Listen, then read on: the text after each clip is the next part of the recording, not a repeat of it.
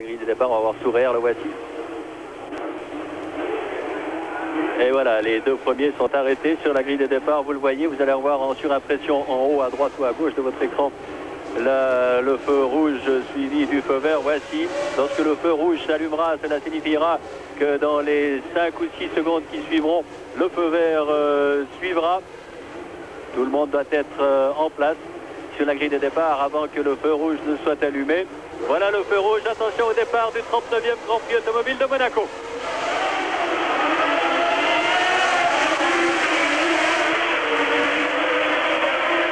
Piquet en tête, devant Villeneuve. Superbe départ avec un léger blocage ici pour le peloton. Mais superbe départ de Piquet. Villeneuve, comme il le craignait, a légèrement patiné au moment du départ. Et c'est Nigel Mansell qui doit occuper la 3e place. Avec deux voitures qui se sont touchées, il doit y avoir, je crois que c'est De Cesari, c'est peut-être une Ferrari. Difficile de juger sur cette image. On fera un pointage tout à l'heure, mais à Sainte-Dévote, deux voitures se sont touchées.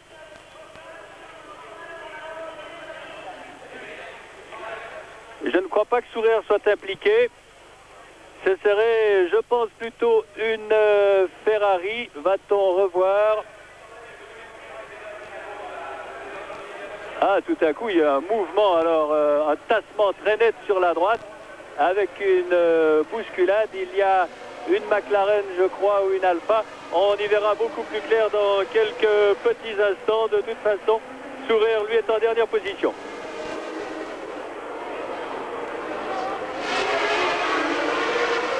Et Villeneuve en deuxième position, 3e Mansell, 4e Reutemann et 5e Jones à la fin du premier des 76 tours.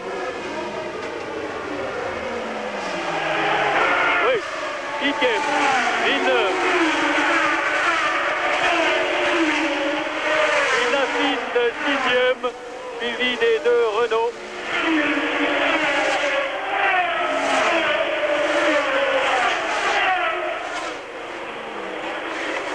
Alors Piquet tente déjà de faire le trou, il creuse déjà un léger écart, c'est bien Mansell sur la Lotus qui occupe le 3e rang. 3e rang de Mansell et 4e Reutemann, 5e Jones, 6e Patrese, 7e De Angelis, 8e Lafitte, tandis qu'une voiture s'arrête à son stand. Je ne peux pas l'identifier encore. Une voiture s'est déjà arrêtée. Mais cela ne m'étonnerait pas que ce soit Sourer qui fait peut-être un rapide contrôle, car il était immédiatement derrière la légère touchette de tout à l'heure, du moment du départ. On verra lorsque la voiture repartira.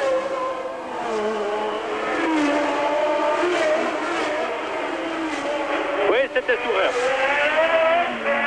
C'était effectivement Sourer qui s'est arrêté une première fois pour un contrôle, car il a passé très près de cette touchette du départ. Et Marc Sourer, sans doute, a voulu faire vérifier sa voiture. Il a bien fait. Patrese avec De Angelis derrière lui. Lafitte, suivi par les deux Renault.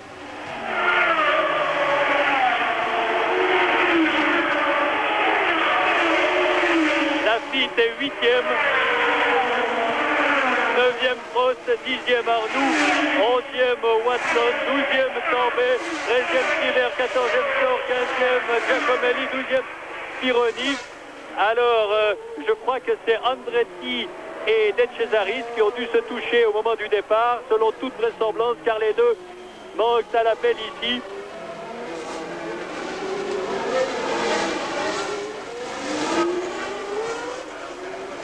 Et Reutemann très près de Nigel Mansell. Le voici Mansell avec les deux Williams à ses trousses.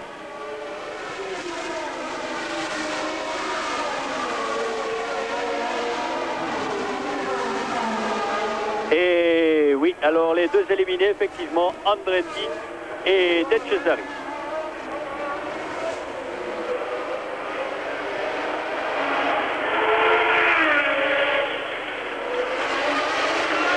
Certes bien attardé, mais il me disait ce matin qu'il allait de toute façon faire une course d'attente, que faire d'autre lorsque l'on part en dernière ligne au volant d'une voiture nettement moins compétitive que les autres.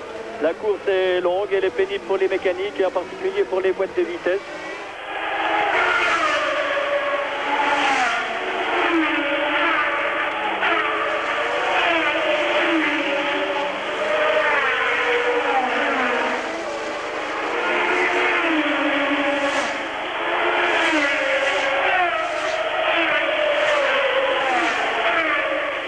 Et ce matin déjà, Patrick Tambay, par exemple, se plaignait de sa boîte de vitesse en disant que celle-ci est neuve et qu'il avait quelques difficultés à mettre la 5e vitesse. On va déblayer la piste et l'on revoit alors la touchette qui tasse l'autre.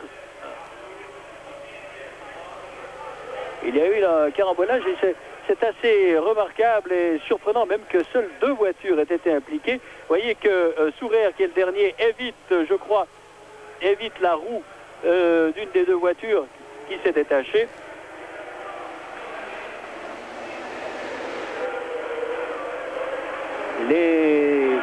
Nous en sommes au 4e tour. Villeneuve, léger travers au contour de la piscine.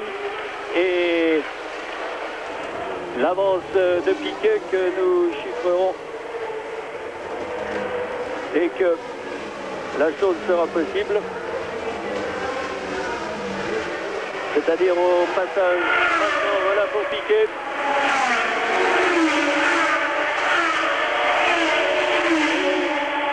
Secondes d'avance déjà pour Piquet sur Gilles Villeneuve. En 3e position, Nigel Mansell, toujours Reutemann, 4e, 5e Jones, 6e Patrick, 7e D'Angelis, 8e Lafitte, 9e Prost, 10e Arnoux, voilà pour les 10 premiers. Tandis que Sourer est 18e pour l'instant, puisque 2 voitures ont abandonné.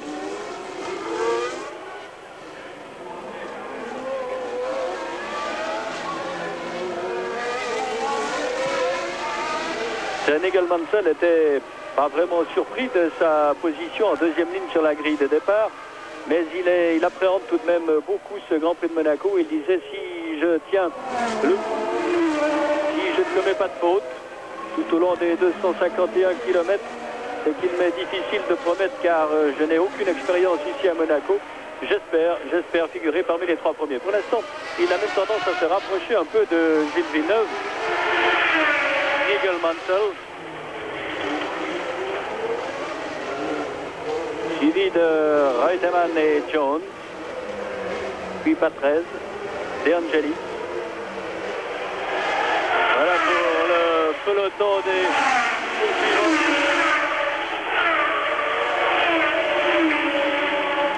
Et comme à Imola et en Belgique, on se rend compte qu'en accélération, les Ferrari sont très très rapides.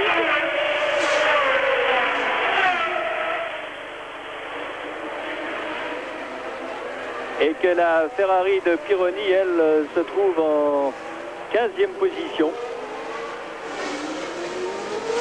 Pironi qui avait été un des principaux animateurs du Grand Prix de Monaco de l'an dernier. Il était alors au volant de la Ligier, il était parti en pole position, avait tenu la tête de la course pendant 55 tours avant de faire une faute. Mais les fautes ne pardonnent guère ici à Monaco. Il avait commis une faute à l'entrée du virage du Casino. C'est qu'il lui avait ouvert son train avant. Le passage de la chicane très spectaculaire. Il y a 20 caméras qui sont disposées tout au long du circuit ici.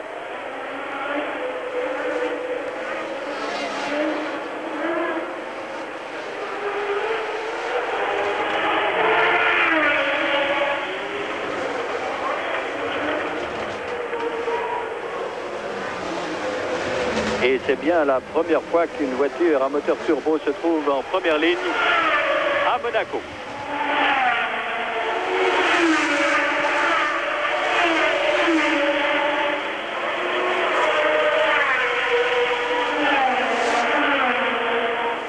On s'observe pour l'instant dans peloton.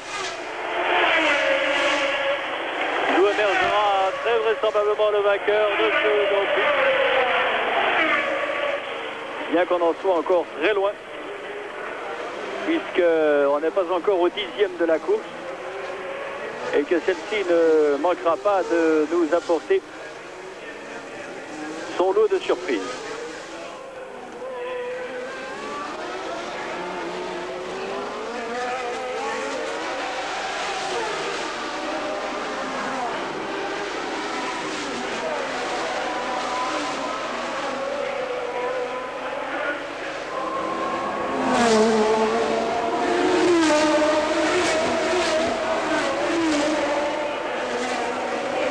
À la Mansell. Un nom à retenir, certes, et les Britanniques placent en lui tous les espoirs du renouveau des pilotes britanniques. En attendant, nous disait l'un d'entre eux, le renouveau du football britannique au niveau international.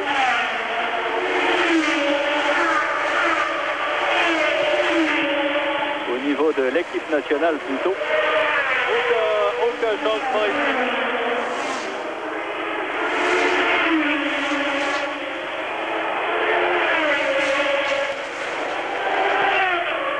Aucun changement, seuls les écarts varient quelque peu.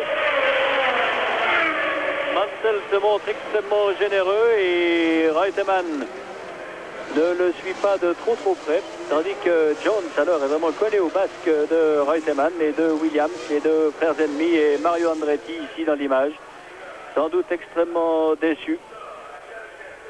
Mario Andretti, vainqueur la semaine dernière à Indianapolis, après que le vainqueur ait été déclassé, il faut le dire, mais tout de même. Et le classement qui vous apparaît en surimpression. Les 6 premiers avec 6 secondes et 14 millièmes d'écart entre le premier et le 6e.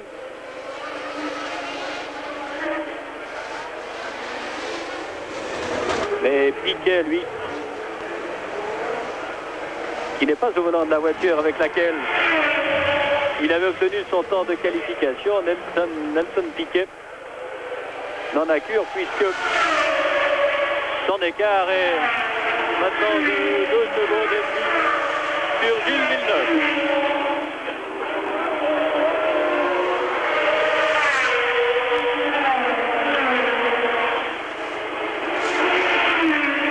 Watson est 11e. Watson qui a connu un départ pénible, tombé 12e. Stiver 14e. Sort 15e. Giacomelli, Pironi et Alboreto 17e, donc Pironi est 16e.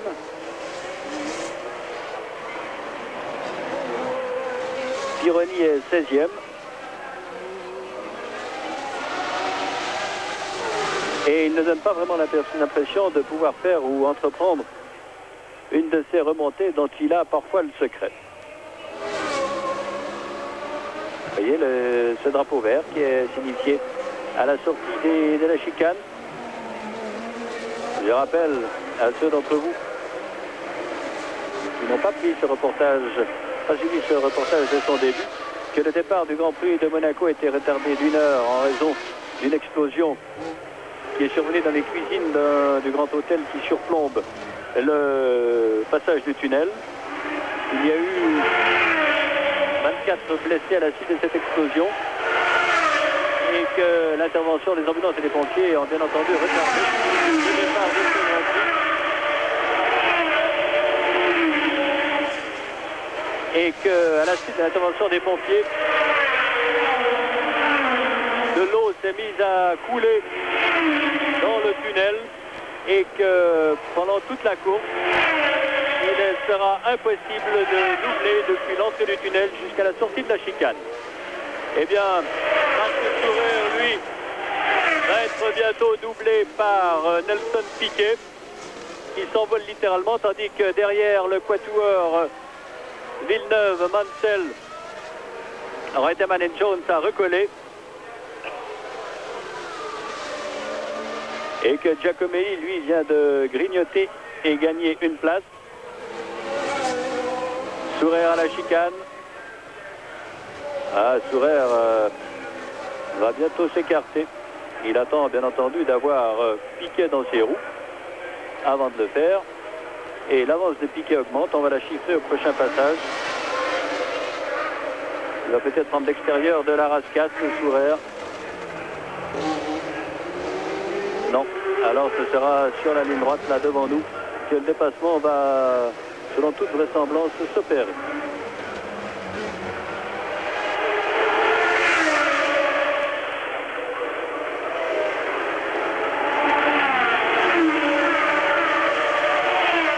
Très sportif. Fidèle à son habitude, vous avez vu que Sourer s'est écarté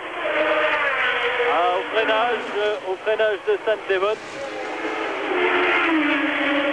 Et l'écart entre Piquet et Villeneuve est passé de 2 secondes à 4 secondes 67.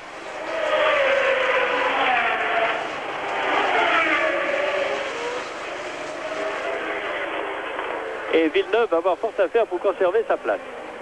Alors, Storr ne passe plus.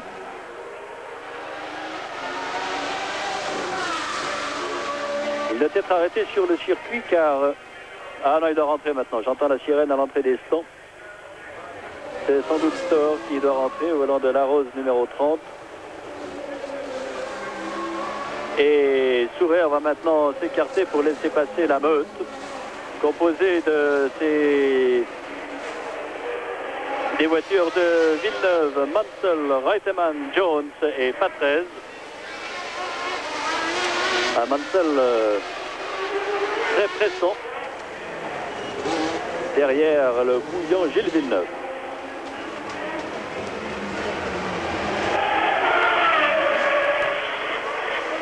Ah, ce peloton est très serré. Il va s'y passer des choses.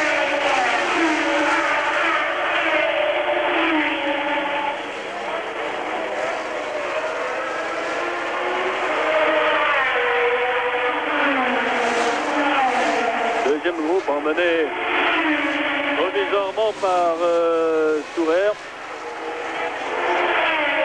Voilà, Sourer qui prend l'intérieur. Non, il reste à l'extérieur et tout le monde ne passe ici. Il y en a 3 qui l'ont passé. Villeneuve. Oui, alors Sourer donne une leçon de sportivité en laissant passer les 5 voitures, pardon, quasiment simultanément entre la sortie du casino, du virage du casino et le virage Lagarde. Il a laissé passer tout le monde et c'est ce qu'il a à faire. On ne va pas lui voter trop de félicitations, mais reconnaître là le comportement extrêmement sportif de Marc Sourer.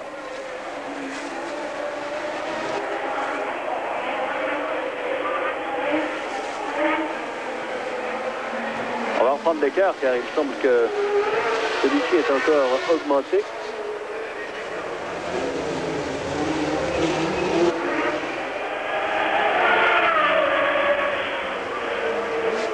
Meilleur tour pour Piquet. 1:29:44.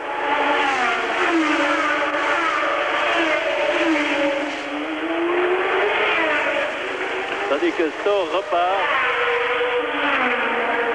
Il y a maintenant 7 secondes, 7 d'avance pour Piquet. Alors qu'il semble littéralement s'envoler hors de portée des poursuivants.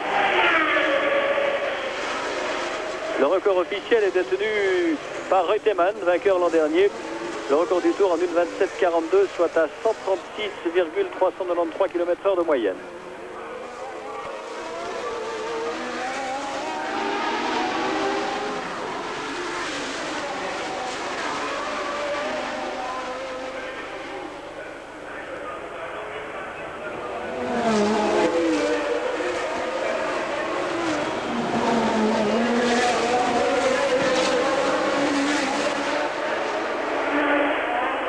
La tension doit être très grande dans ce groupe de poursuivants emmené par Villeneuve, qui profite de sa meilleure accélération, de sa meilleure puissance à l'accélération et de la configuration du circuit pour tenir cette place de second. Mais il semble que Mansell pourrait tourner plus vite, s'il avait possibilité de doubler la Ferrari de Villeneuve.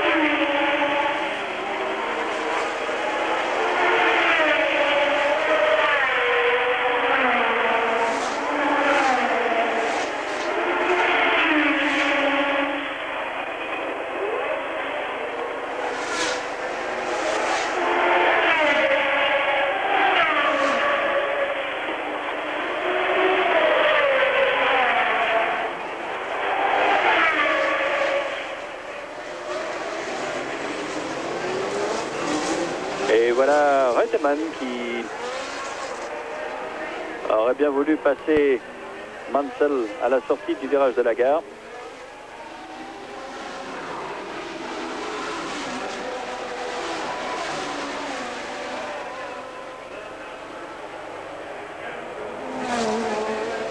Et il y a eu, oui, un petit temps d'hésitation là dans les poursuivants de Villeneuve.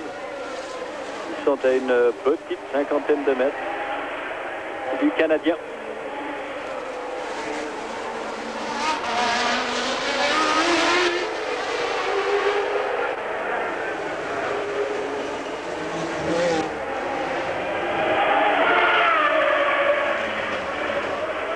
Et Reutemann a touché son aileron. Aileron touché pour Carlos Reutemann qui va devoir s'arrêter.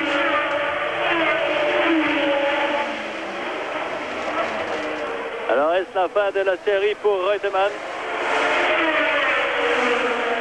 Aileron touché. Il va devoir changer le museau.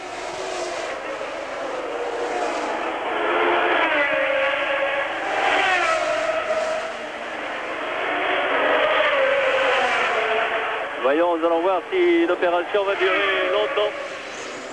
Combien de temps elle prendra? Et voici ici, je crois que c'est De Angelis qui a dû passer Mansell. Oui, oui, c'est Jones qui est troisième, quatrième Patrese. Et je dirais cinquième De Angelis, mais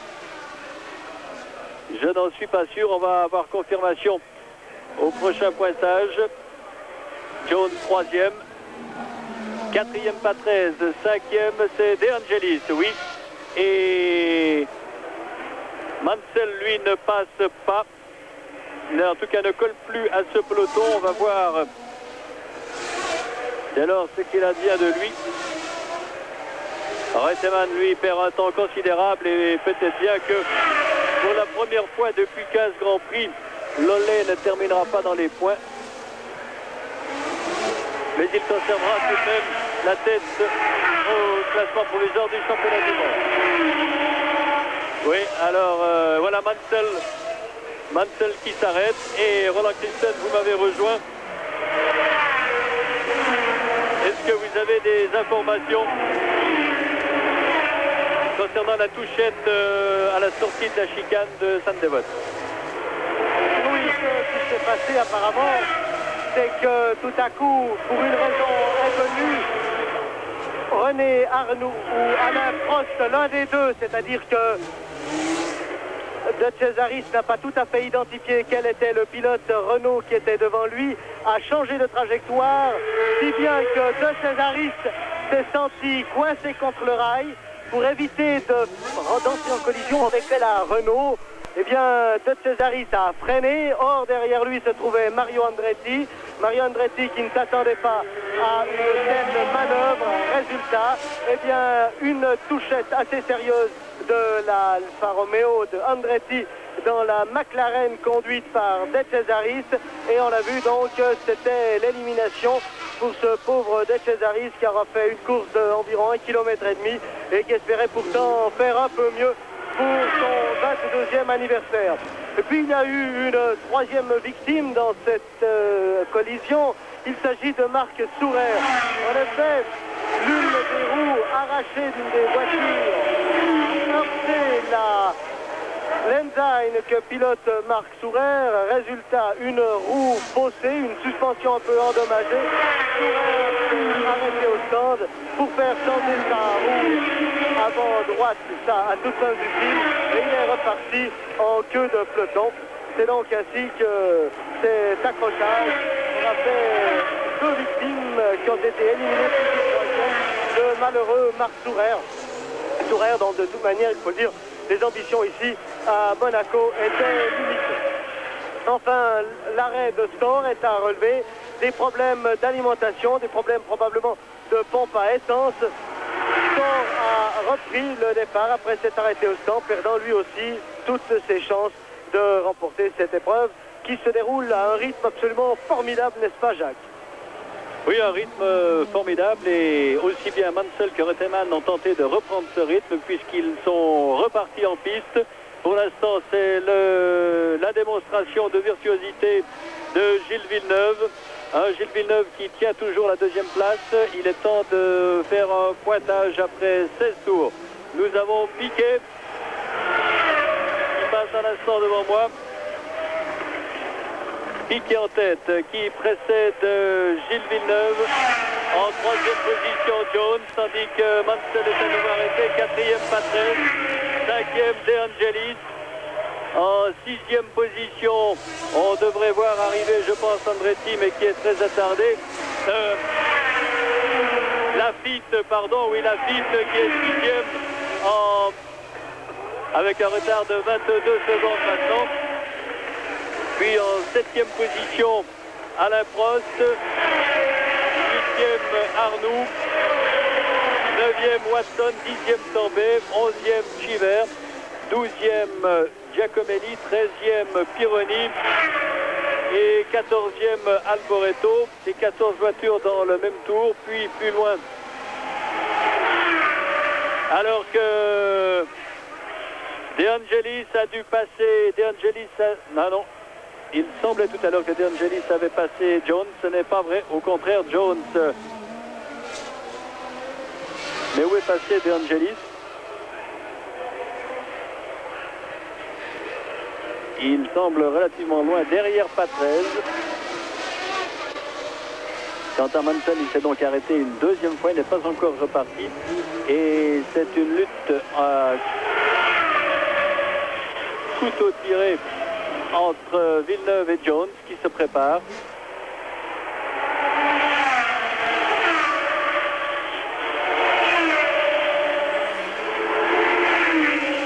De Angelis est relativement loin, vous allez le voir poindre peut-être, voilà, vous voyez tout au fond à Sainte-Dévote.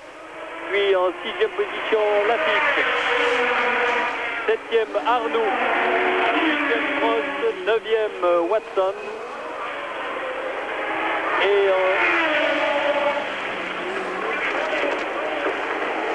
suivent Tambay, Giacomelli et Pironi. Voilà, pas de nouveaux changements. Ils sont plus que 2 dans ce 2e groupe. 2 à être vraiment roue dans roue, mais derrière, après ces Angelis ne sont pas trop loin.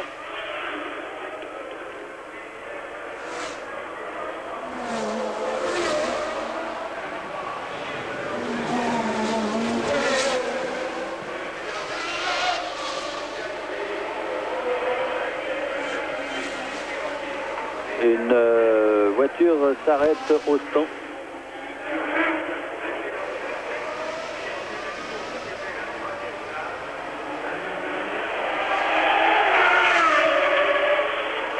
On revient sur la tête de la course avec Nelson Piquet.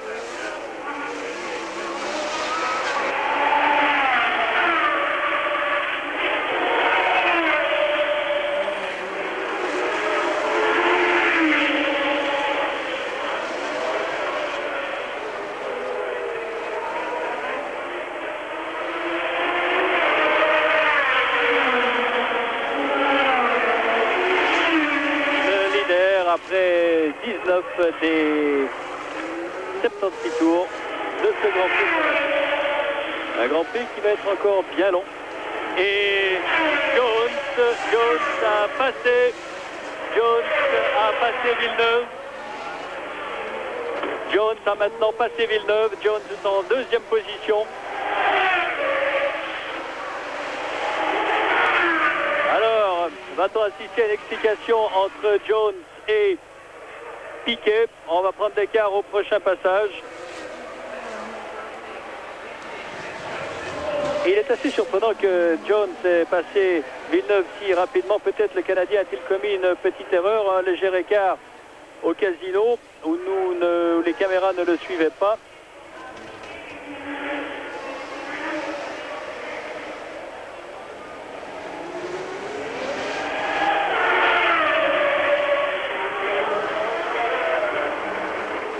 Alors, voyons l'écart.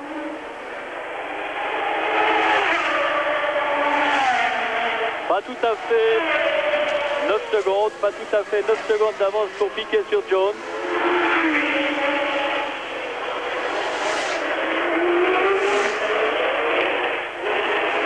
Tandis que Stoll repart avec très certainement des ennuis d'alimentation.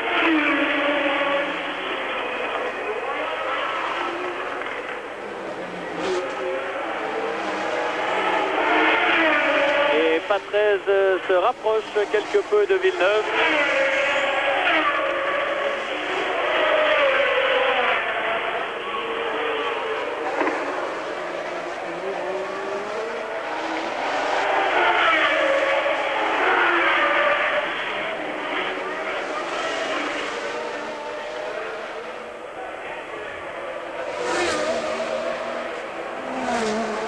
Et si Jones devait arriver dans les roues de Piquet, il y aurait une explication à coup sûr fort intéressante entre l'Australien et le Brésilien.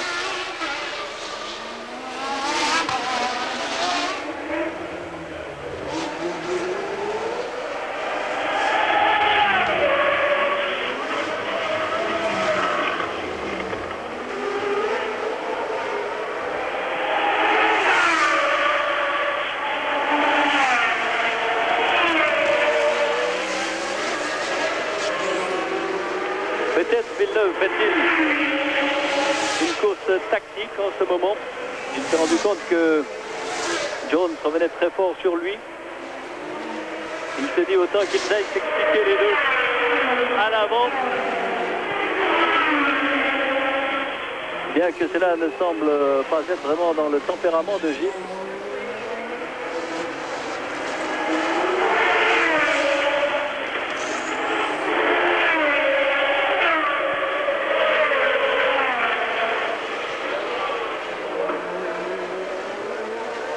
Quant à Carlos Reutemann qui est attardé à plus de 2 tours maintenant.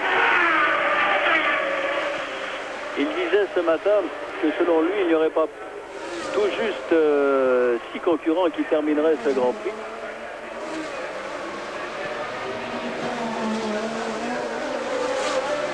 S'il y pense, cela peut-être va lui donner l'espoir de terminer ce Grand Prix et qu'il le termine dans les points.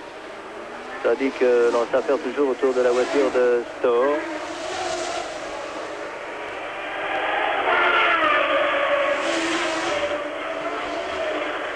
Le voici, c'est Stoll. C'est italien.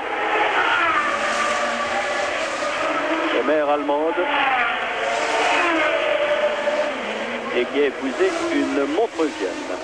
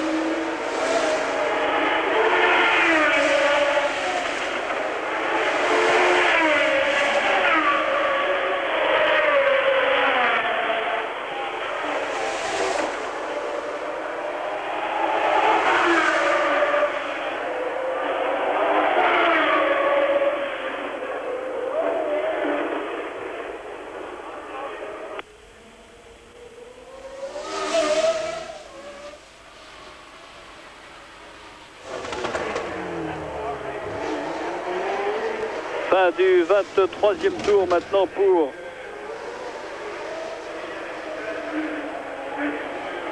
Nelson Piquet. Voyons si son avance a tendance à augmenter ou au contraire affaiblir. On attend Jones. 8 secondes, il a donc repris. Jones a donc repris environ 1 seconde à Piquet. Et cela peut nous promettre d'ici une quinzaine de tours un duel terrible entre l'Abraham que voici et la Williams que voilà.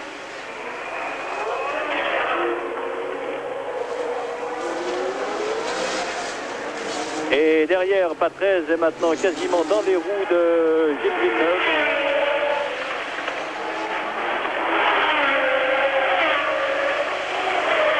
Et 8 secondes officiellement l'écart entre Piquet et Jones, ceci au bénéfice des Brésiliens.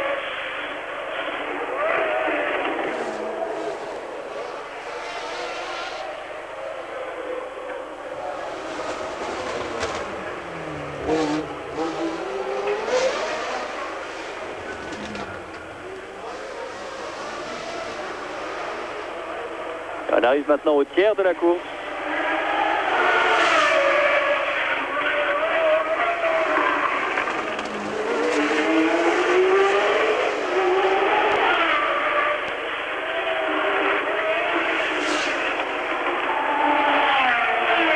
On arrive au tiers de la course puisque lorsqu'il repassera devant nous, Piquet bouclera le 25e des 76 tours.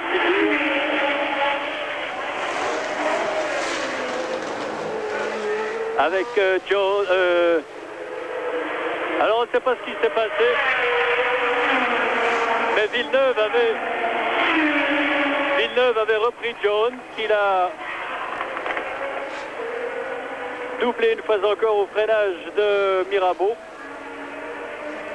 Dommage qu'on n'ait pas vu, mais 2 fois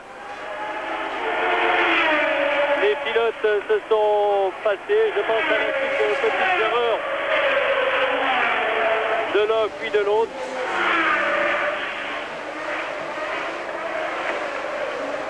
Pour l'instant, Piquet, lui, ne commet aucune erreur. Alors on revoit Jones qui passe une fois encore Villeneuve, qui avait dû profiter d'une hésitation de l'Australien, je pense, par l'intérieur de fort belle façon.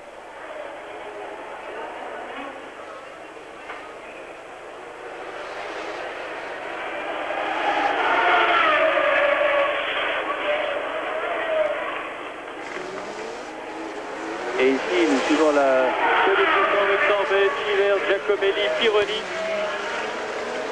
qui vont peut-être bientôt concéder un tour au leader. Non, tout de même pas encore.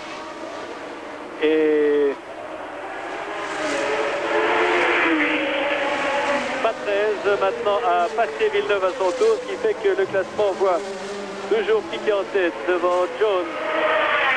Troisième position Patrese, quatrième Villeneuve, cinquième D'Angelis, sixième Lafitte, septième Arnoux, huitième Prost, neuvième Watson et dixième Tambay. Meilleur tour de Jones en 1:28.534.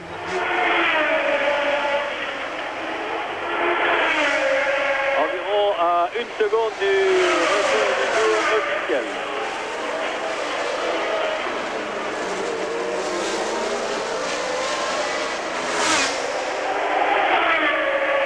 Le groupe de Chiver, Pironi qui vient de gagner 2 places. Pironi qui vient de doubler Giacomelli. Il y a Reutemann qui, le voici, Reutemann qui amorce une remontée. Reutemann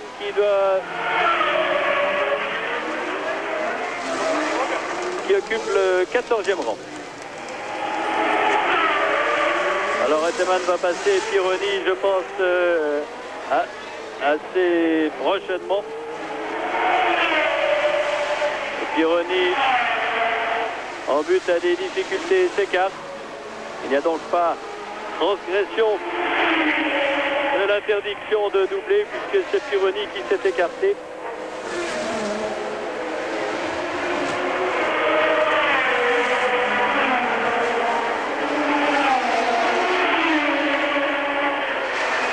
Alors, est-ce que Reutemann est dans le même tour que Piquet? La chose n'est pas certaine.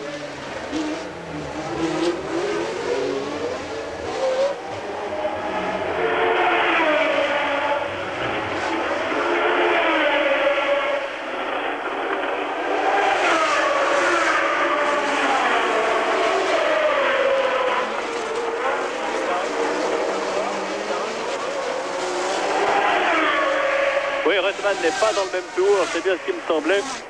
C'est-à-dire que lorsqu'il aura doublé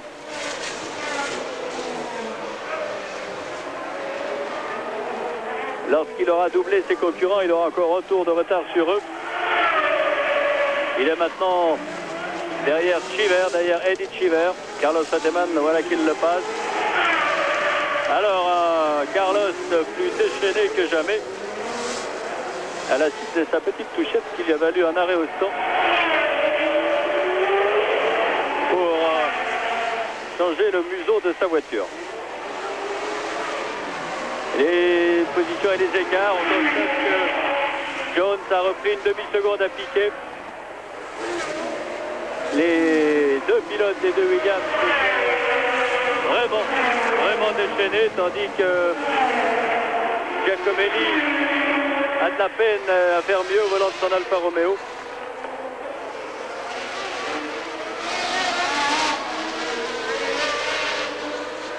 Et une Alfa Romeo qui a de la peine à être mise au point.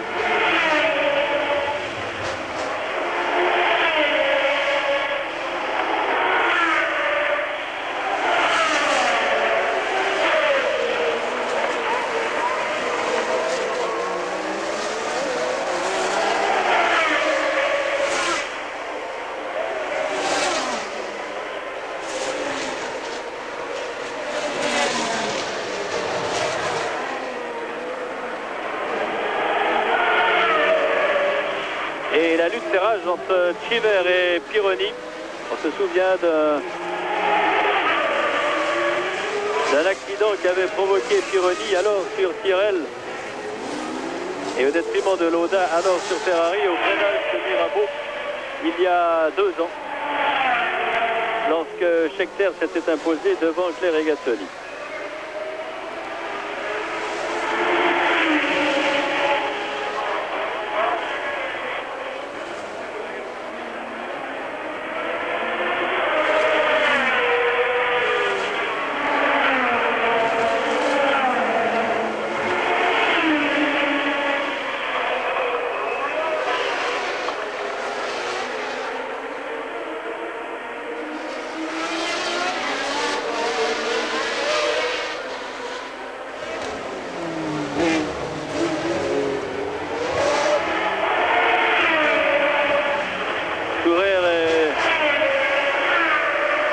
Dans la course, mais il concède régulièrement du terrain.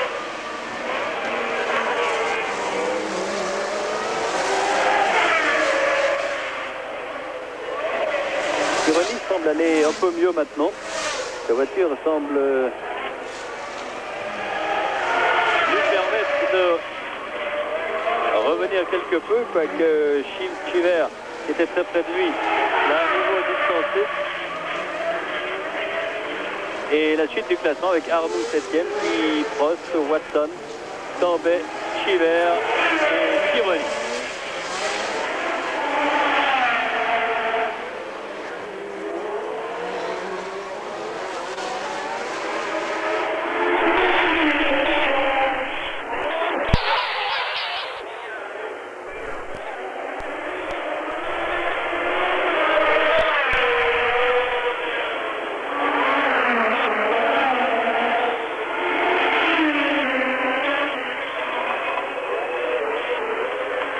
Vous voyez que ce duel Cheever-Pironi, pour l'instant, n'amène pas grand-chose, car Cheever parvient à...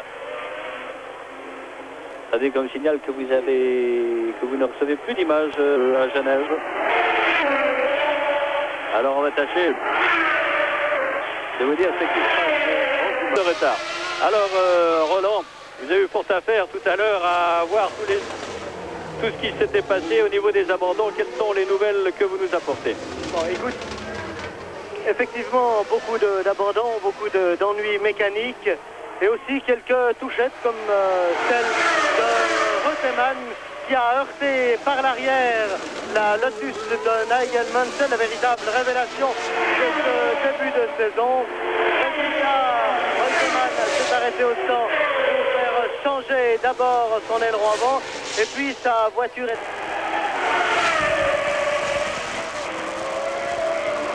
Tout en regrettant que cette sortie de route de Piquet, qui n'était pas spectaculaire, rassurez-vous, n'ait tout de même pas pu être présenté. On va voir peut-être la voiture, c'est ici que se trouve, voilà, voyez, sur la gauche, et Patrese qui vient de sortir de sa voiture.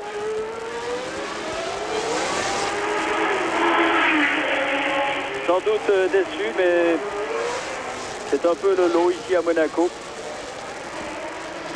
Le circuit entre les rails, un tracé étroit, sinueux, et les fautes ne pardonnent pas. Reutemann qui a dû s'arrêter pour faire réparer l'avant de sa voiture, de même que Piquet en fait l'expérience. Tandis que Watson vient de remonter à la 7e place, derrière Laffite et devant Arnoux.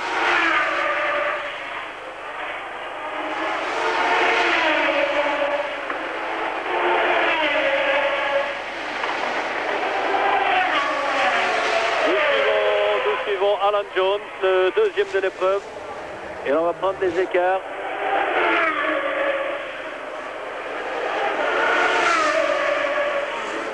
Jones, Piquet vient de passer devant moi. Voici un retard qui n'a pas varié, 7 secondes et demie.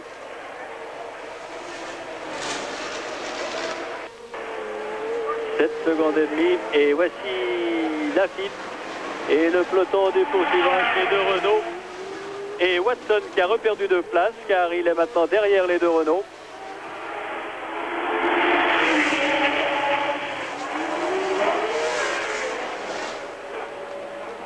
Ici Alboreto au volant de la Tyrrell numéro 4.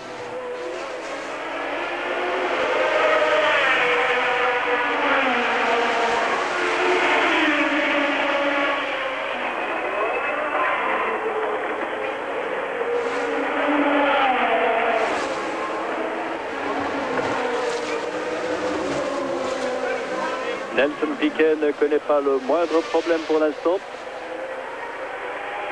C'est un pilote dont vraiment on commence à penser le plus grand bien. Certes, il s'est imposé à plusieurs reprises déjà, mais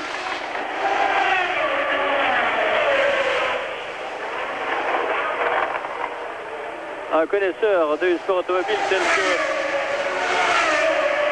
David York, qui a été directeur de course des plus grandes écuries, aussi bien en endurance que dans les courses de Formule 1. Une Renault est arrêtée, c'est celle de Arnoux. Arnoux est arrêté au virage de la gare. Abandon de René Arnoux. Et une voiture qui rentre dans un grand... Et De Angelis a dû exploser son moteur. Alors 2 abandons dans ce 33e tour, ceux de Arnoux et De Angelis.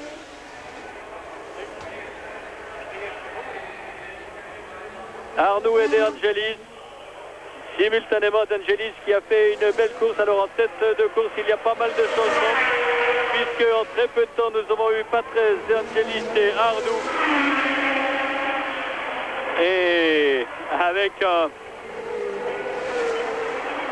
observateur sur les huniers. Voici René Arnoux. L'année dernière, il avait abandonné au virage précédent. René Arnoux est maintenant, cette année, au virage de la gare.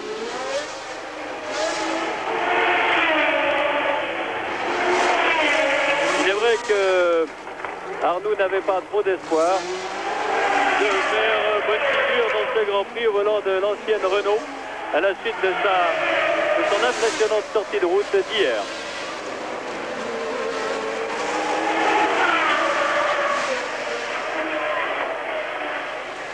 Patrick Tambay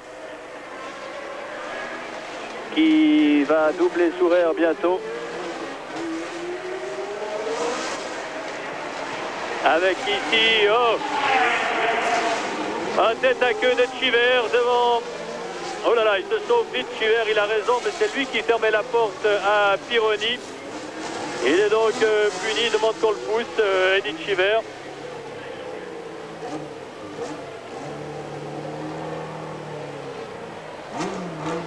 Tout ceci au virage Mirabeau, cela s'est fait en douceur, dirons-nous. Chiver qui a voulu fermer la porte à Pironi.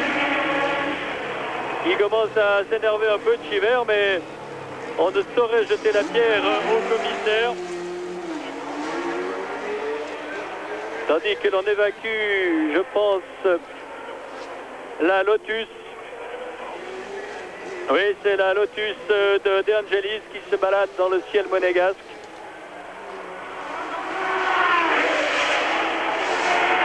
Et l'on retire ici la Renault de René Arnoux.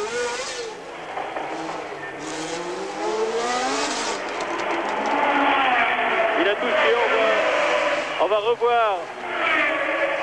revoir le tête à queue de...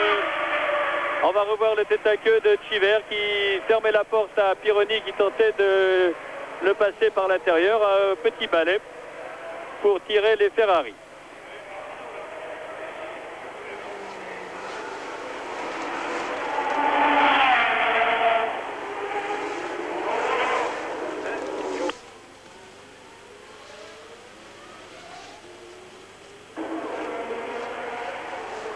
Et Chiver qui a connu pas mal d'inquiétudes et qui a dû attendre pas mal de temps avant de pouvoir repartir.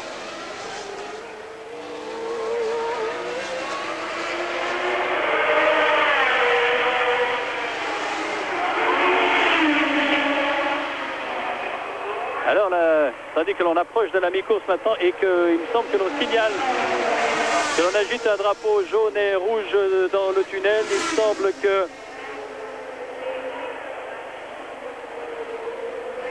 la piste a tendance à légèrement se détériorer dans le tunnel à l'endroit où l'eau coule. Ce qui est vraiment paradoxal par une journée aussi éclatante de soleil. Et Reutemann s'arrête une nouvelle fois. Attention pour... il va sortir de sa voiture cette fois, Reutemann. Alors pour la première fois depuis le Grand Prix de Long Beach en 1980, Carlos Reutemann ne termine pas un Grand Prix. Non, nous montre Jones, mais c'est faux. C'est Reutemann. La surimpression est fausse. Pour la première fois, Carlos Reutemann ne termine pas un Grand Prix. Il en restera donc à son chiffre de 15 Grands Prix terminés successivement dans les points. Sa remontée aurait été vaine.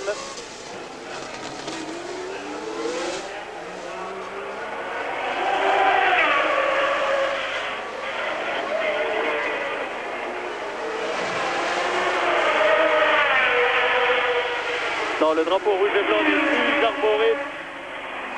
Rouge et jaune n'est plus arboré. Et l'on va faire un pointage. Il y a eu pas mal de choses. Tandis que Piquet on va venir doubler Giacomelli. Et voilà qui est fait.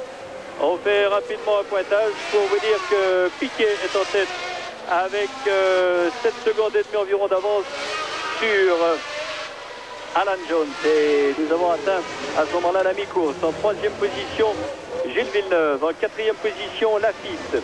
5e, Watson. Et 6e, Alain Prost.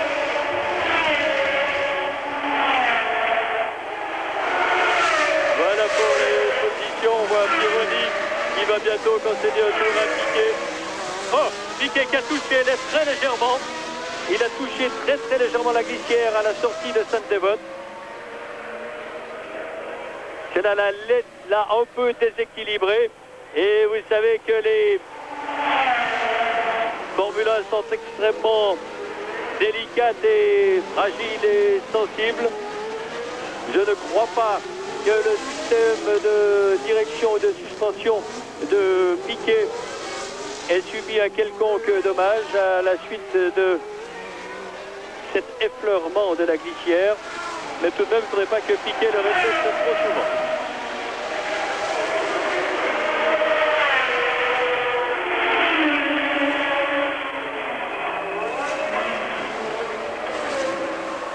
Non, cela ne semble pas devoir porter à conséquence. Alan Jones, lui, est à l'affût, de toute façon prêt à profiter d'une défaillance de son leader. Et Jones s'est bien rapproché. Il s'est effectivement... Oui, Jones se rapproche très nettement de Piquet. Et cela n'est pas le seul fait de cette légère touchette. Très très légère touchette. On va prendre des écarts.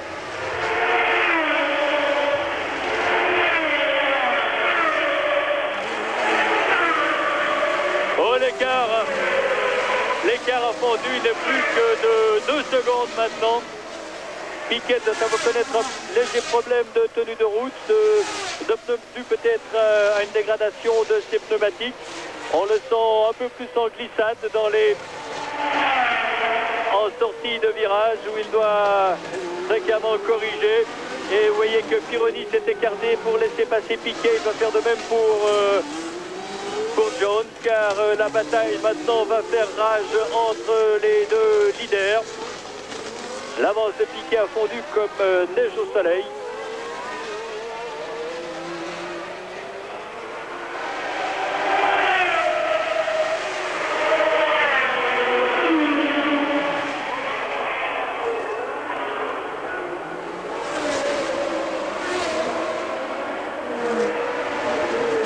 Et le retour de Jones est un peu facilité par le fait que Piquet doit attendre avant de pouvoir doubler Tambay.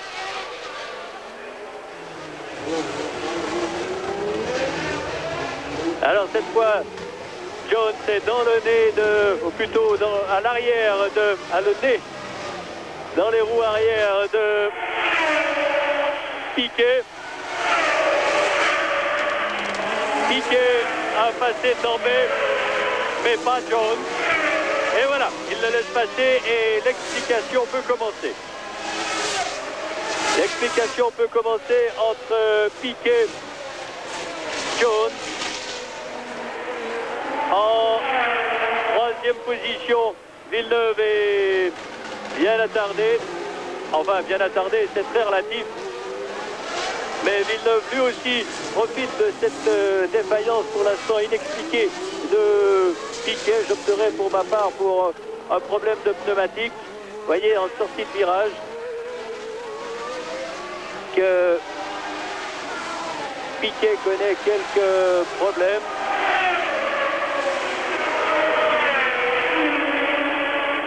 Et la course pourrait bien connaître bientôt un nouveau changement non pas un nouveau, mais un premier changement de leader.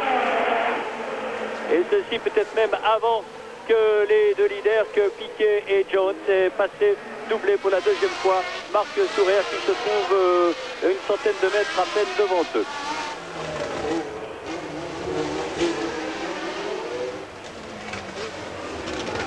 Ah oui, la voiture devient survireuse, la voiture de Piquet, mais son moteur reste extrêmement robuste puisque en accélération, Piquet reprend quelques distances à Jones. Ce sera plutôt en virage que voilà Souraire qui laisse passer les deux leaders.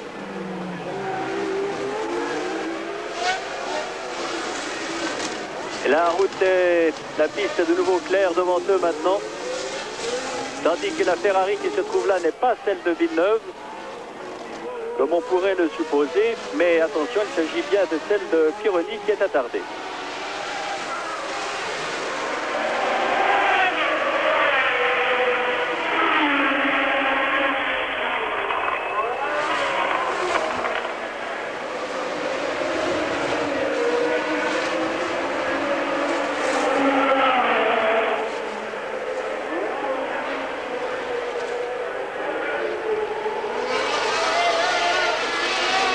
Alors, seuls les 6 premiers sont encore dans le même tour.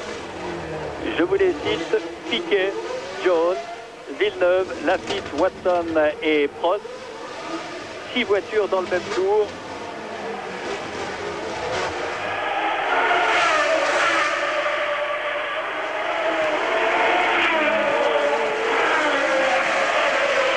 Tandis que nous sommes au 41e des 76 tours que comporte ce 39e Grand Prix de Monaco.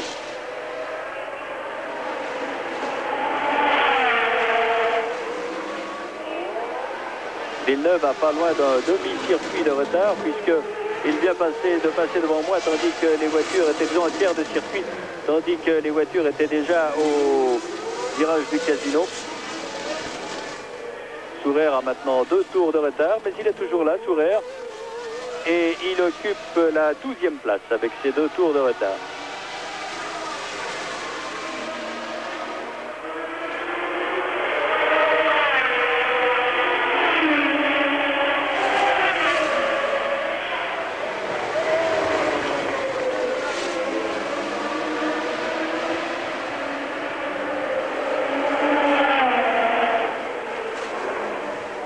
Il y a 15 jours, à Zolder, Piquet, en tentant de doubler Jones, avait quitté la route. Il avait par la suite violemment accusé Jones de l'avoir tout simplement sorti. Aujourd'hui, nous nous trouvons dans une situation inverse, avec Jones qui va bientôt tenter de passer le leader.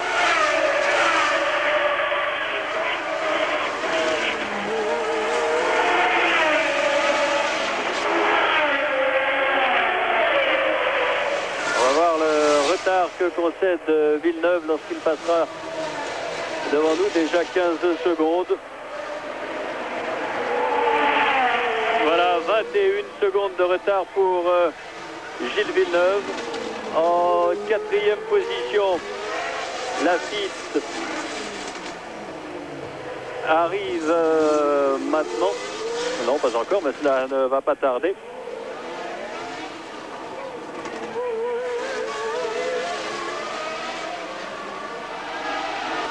Alors Laffite est très attardé et le voilà. 52 secondes de retard pour Laffite et 55 pour Watson. Il y aura peut-être une lutte pour la 4e place entre Laffite et Watson, tandis que le 6e Alain Prost alors est encore plus loin. Il se présente maintenant, Prost, avec 1 minute et 7 secondes de retard.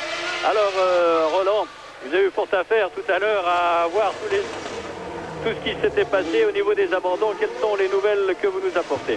Bon, écoute, effectivement, beaucoup d'abandons, beaucoup d'ennuis mécaniques et aussi quelques touchettes comme celle de Reutemann qui a heurté par l'arrière la Lotus de Nigel Mansell, la véritable révélation de ce début de saison. Reutemann s'est arrêté au stand pour faire changer d'abord son aileron avant. Et puis sa voiture est devenue, semble-t-il, inconduisible parce que sa suspension a été endommagée. Et je peux vous dire qu'à l'heure actuelle, attention, une tentative là de Jones, non, il n'y est pas arrivé dans la descente de Mirabeau. Je peux vous dire qu'en ce moment, dans les stands de Williams, on se montre extrêmement nerveux. On n'hésite pas à expulser Manu Militari avec l'aide des commissaires, avec l'aide aussi des policiers monégasques, les intrus comme les journalistes qui n'essayent que faire une chose, simplement se renseigner pour savoir ce qui s'est passé. Bon, en tout cas, pour l'instant, c'est toujours Piquet, mais on voit que Jones était prêt. Alors, brièvement, pour raison d'abandon, il y a eu Store avec ses problèmes d'alimentation ou d'allumage, on ne sait pas trop, en tout cas, ce sont des problèmes de moteur. Il y a eu aussi Patrese qui a abandonné dans la descente de Mirabeau à la suite de problèmes mécaniques. On pense qu'il s'agit là de boîte de vitesse, mais on n'en est pas certain. On a aussi De Angelis avec le moteur qui a explosé à la hauteur de la piscine. Et puis Arnoux qui est allé taper légèrement les rails sans que l'on sache trop bien. En tout cas, c'est une course extrêmement mouvementée. On est nerveux un peu partout autour du circuit, dans les stands et aussi sur les places de commentateurs, n'est-ce pas, Jacques? On essaie de garder un peu son calme car je crois que c'est une des conditions essentielles pour avoir une bonne vision des choses. avez dit que dans le sang Williams, il était difficile de travailler. Est-ce que vous avez tout de même pu rencontrer Reutemann? Eh bien, Reutemann, je l'aurais volontiers rencontré, j'étais même prêt à lui parler, et lui était prêt à répondre, mais ce sont ces mécaniciens qui vous refoulent. Et je dois dire que j'ai pas été le seul, parce qu'enfin, j'ai pas voulu insister lourdement, mais j'ai vu d'autres confrères qui, eux aussi, essayaient de photographier, de s'approcher, d'autres de filmer, de parler avec Reutemann. Reutemann n'est pas du tout le bonhomme qui fuit la foule, il est même coopératif avec les journalistes, les reporters, mais enfin, il y a tout son environnement qui, apparemment, est certainement à la joie lorsqu'il s'agit de gagner, lorsqu'on fait les gros titres dans l'actualité, mais éprouve quelques difficultés lorsqu'il s'agit de perdre. Et c'est peut-être là la race des grands champions.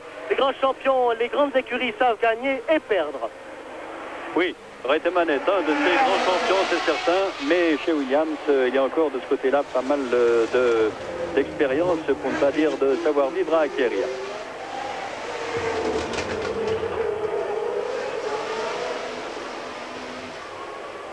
Alors on vous rappelle le classement après 44 des 70 tours.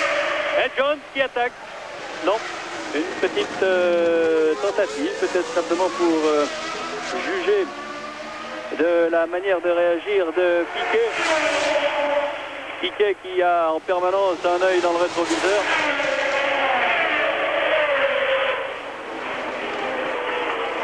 Attention, un des endroits où il est possible de doubler encore. Non, il ne le laisse pas prendre l'intérieur. La lutte va être très spectaculaire certainement entre les deux leaders, entre Piquet et Jones. Mais il est certain que Piquet, qui en veut à Jones, vendra très chèrement sa peau.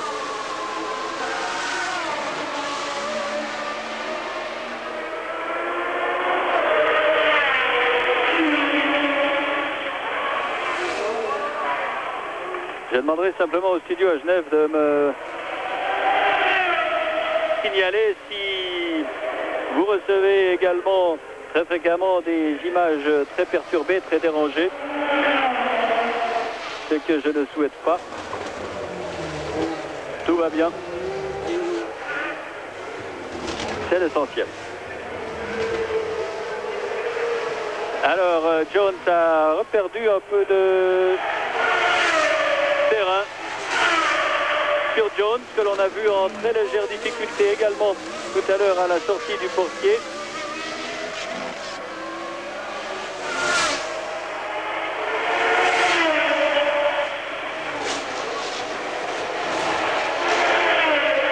Jones qui a reperdu à peu près, oh, pas tout à fait 2 secondes, mais pas très loin. Environ 2 secondes de retard pour Jones, qui a dû commettre une petite erreur, une petite hésitation. Et vous voyez que Piquet, lui, en sortie de virage, comme ici, sortie de virage de la gare, doit contre-braquer assez violemment pour corriger le survirage croissant de sa voiture.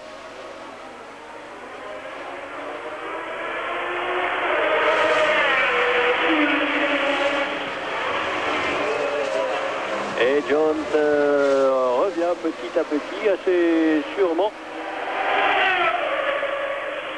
Il a refait déjà presque tout son retard, c'est dire que s'il y avait possibilité de doubler, il y parviendrait assez aisément.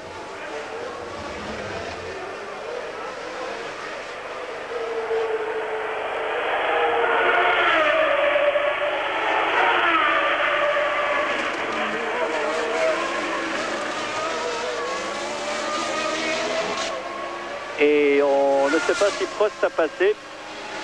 La chose n'est pas sûre.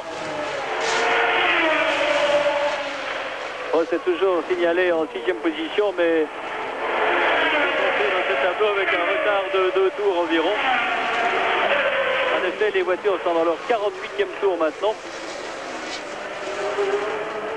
Et Jones est quasiment dans les roues de Piquet. Donc, situation inchangée. Et écart variable, avec Piquet en tête devant Jones, 3e Villeneuve, 4e Lafitte, 5e Watson et 6e.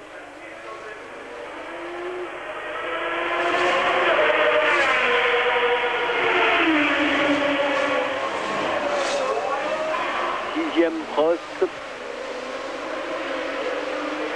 Un Prost qui tarde à poindre.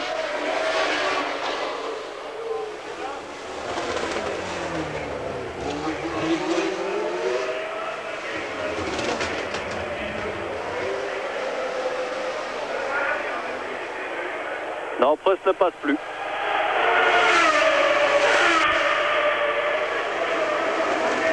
Alors Prost ne passe plus, ce qui revient à dire que Tambay est maintenant 6e. Patrick Tambay pour l'instant 6e.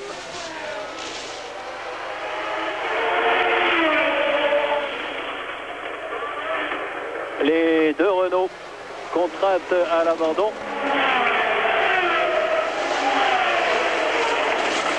On dira simplement que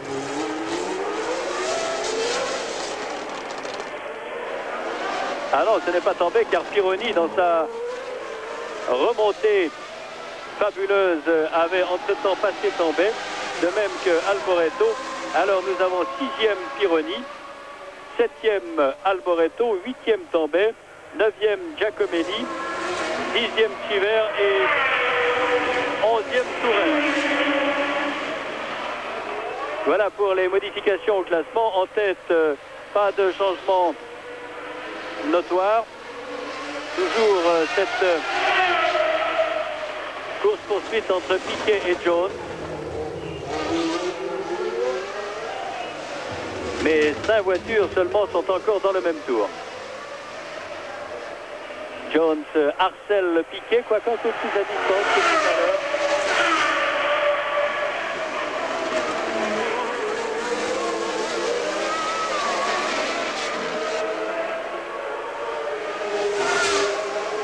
Prost a connu pas mal d'ennuis de boîte de vitesse durant tous les essais.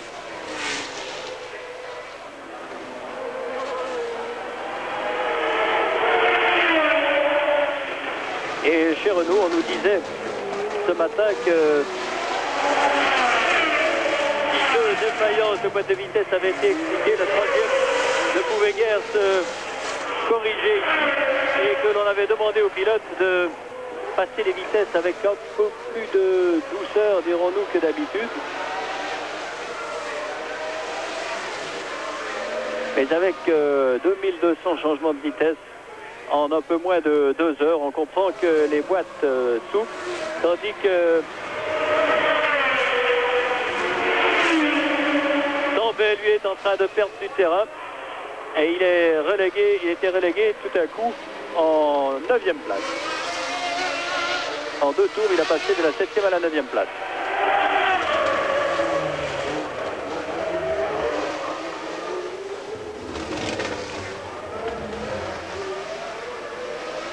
Et Piquet semble reprendre un peu ses distances.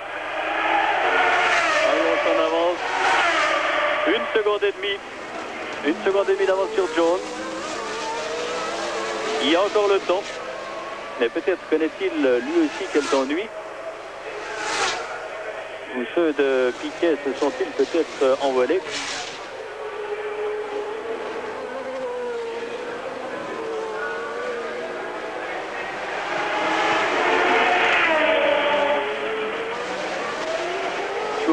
Mène une course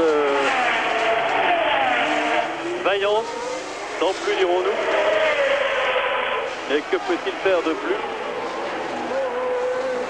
Villeneuve est 3e à une trentaine de secondes maintenant.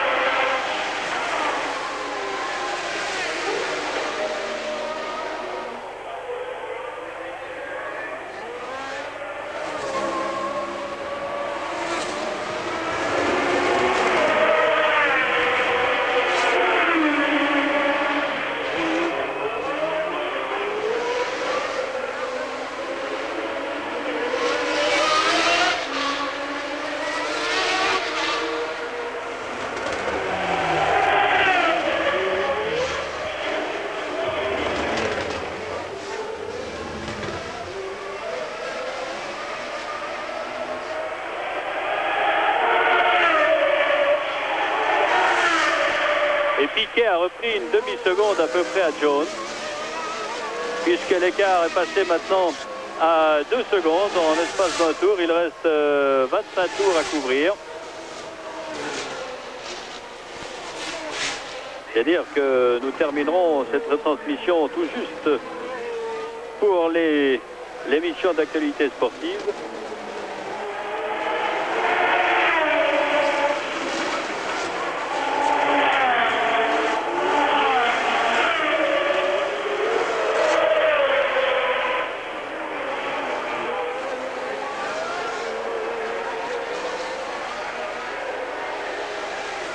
Et un tête à queue là de Alboreto. Tête à queue d'Alboreto qui a touché. Et qui a touché Giacomelli, surtout à Sainte-Dévote.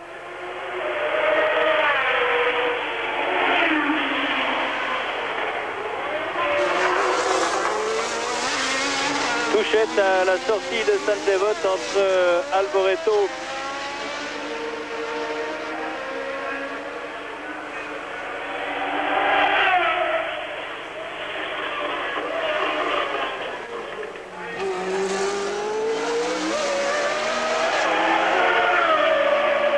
Alors les deux voitures s'étaient déjà touchées à Imola, je crois. On va revoir au ralenti. Voici Alboreto.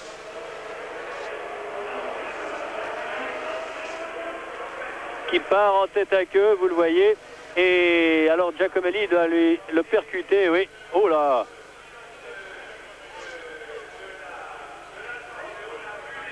Et Giacomelli n'a pas pu éviter Alboreto en perdition. En tête à queue, c'est la touchette. Et l'élimination pour les deux voitures.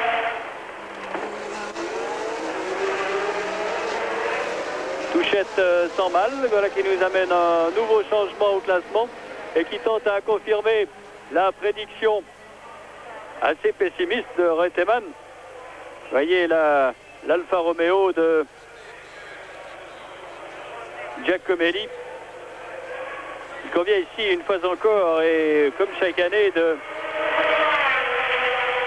saluer l'efficacité des commissaires, des 550 commissaires qui sont ici, tandis que l'on revoit le tête à queue d'Alboreto. Et Giacomelli, qui ne peut l'éviter. Il convient donc de saluer l'efficacité des 550 commissaires, parmi lesquels quelques Suisses romans que nous avons vus tout au long de ce circuit lors des séances d'essai.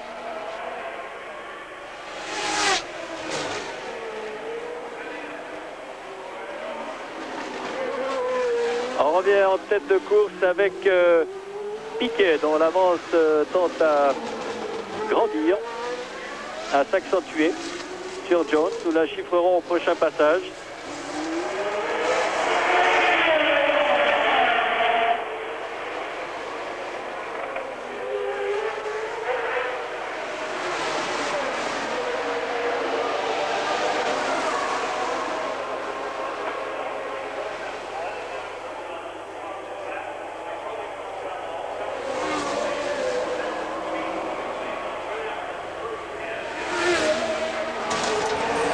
Une sortie de Piquet.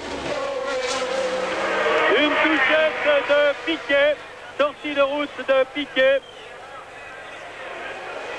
Alors, on ne s'y attendait pas quand on suivait, c'est je crois au bureau de tabac. Oui, c'est vers le bureau de tabac ou après la chicane que Piquet a touché. Abandon de Nelson Piquet au 53e tour. Alors sans doute une grande déception pour le pilote brésilien. Mais c'est aussi ça Monaco. Il faut tenir 76 tours. Et Jones prend ainsi le commandement de la course devant Villeneuve.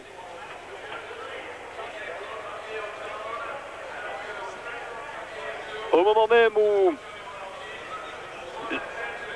même où Piquet semblait tenir Jones à distance avec 2 bonnes secondes d'avance. C'est l'erreur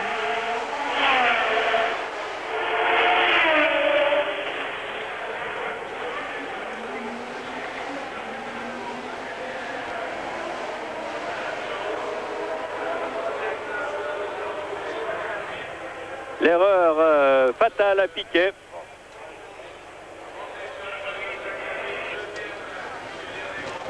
Et le classement voit donc Jones en tête devant Gilles Villeneuve, deuxième. Troisième, Lafitte.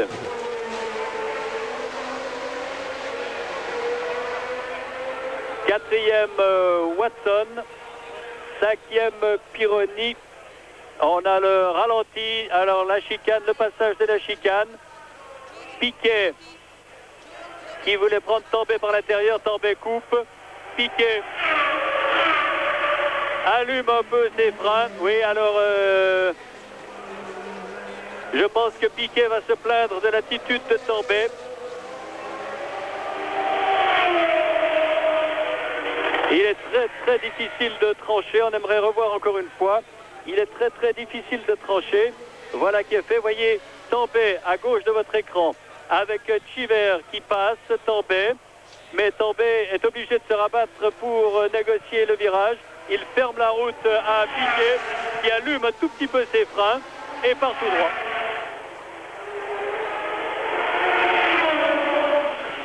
Alors c'est l'abandon de Nelson Piquet dans des conditions vraiment regrettables pour le pilote brésilien. Il est certain que Tambay dira qu'il ne pouvait rester plus longtemps à l'extérieur, car il fallait aussi qu'il vire. Piquet, lui, dira que Tambay devait bien le voir arriver dans son rétroviseur. Une faute que nous partagerons, mais une faute des deux. Tandis qu'on nous annonce que Watson a cassé son moteur. Alors, nouveau changement et on se demande s'ils seront 6 à terminer. Et puisque nous en avons plus que 3 dans le même tour, à savoir, premier Jones, deuxième Villeneuve, troisième Lafitte, quatrième Pironi, cinquième Chiver, et Tambay serait sixième, et septième Sourer. Alors c'est ce qu'on disait, je vois là-bas Giacomelli qui rentre à pied. C'est un peu ce que l'on disait avec Sourer ce matin. Si tu finis, tu marques des points.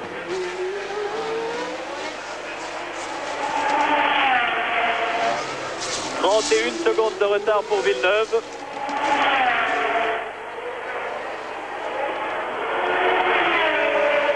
Pironi est à un tour. Et Lafitte, on va voir où se trouve Lafitte.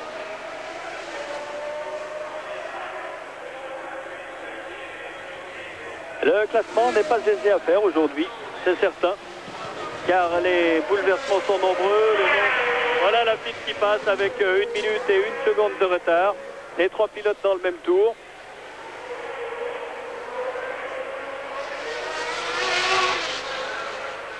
Alors, nous avons confirmation de notre classement. Jones, Villeneuve, Lafitte. À un tour, Pironi. À 2 tours, Chiver et Tambay. Et Sourer qui est maintenant 7e. Ceci à 20 tours de la fin. Après l'éclatement du moteur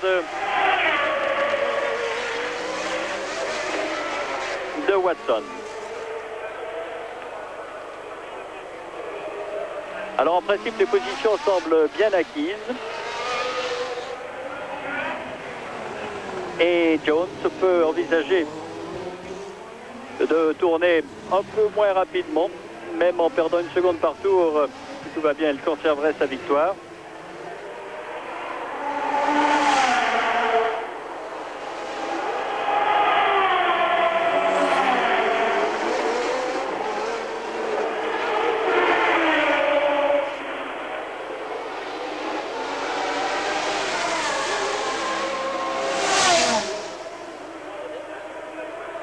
Et Sourer semble revenir assez fort sur Tambay. Sourer pourrait finalement terminer dans les points. Ce qui ne serait qu'une juste récompense des efforts du Palois, à qui l'on souhaite vraiment, mais vraiment de trouver les moyens nécessaires pour continuer cette saison.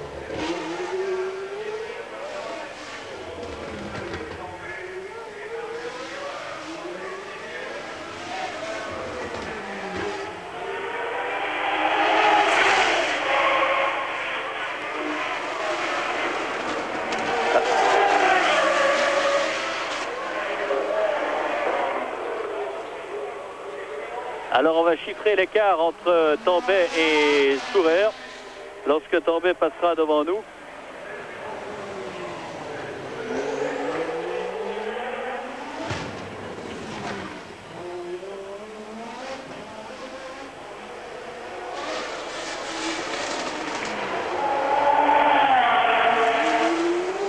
Pour l'instant, on constate que Jones est au virage de la gare, tandis que Villeneuve vient de passer devant nous.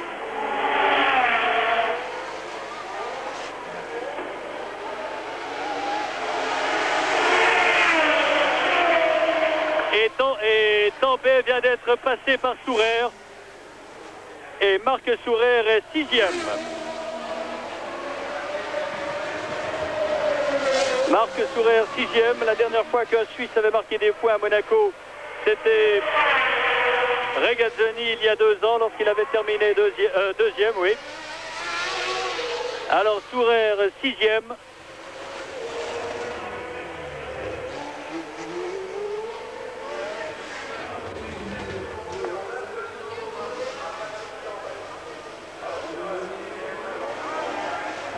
Sourer qui avait déjà terminé 4e au Brésil sous la pluie où il avait réussi le meilleur tour.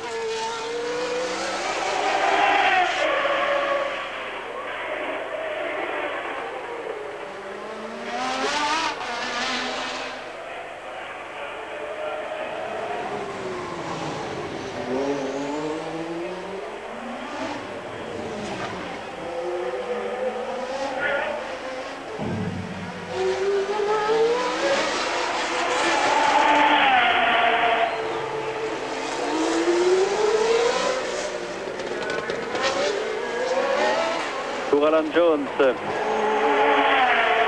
n'est pas tout à fait la promenade de santé, mais il n'y a aucun problème. Tandis que vous l'avez constaté, sous le tunnel, l'eau, même si les pilotes passent toujours très à l'extérieur, quand la ligne idéale passe assez par l'extérieur, eh bien, l'eau ne semble plus couler.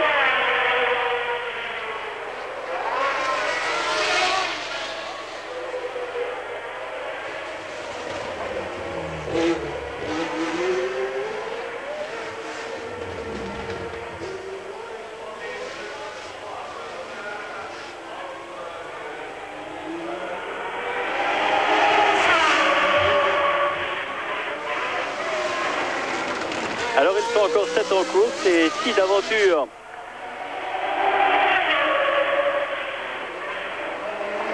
Il n'était pas 6 à l'arrivée. Cela ne serait pas une première car en 1968, 5 voitures seulement avaient passé la ligne d'arrivée ici même à Monaco dans le Grand Prix qui avait été remporté par Graham Hill devant Atwood et Lucien Bianchi. Le 4e était Scarfiotti et le 5e Dennis Hull. C'est la dernière fois que 6 voitures n'ont pas passé ensemble, n'ont pas passé la ligne d'arrivée d'un Grand Prix.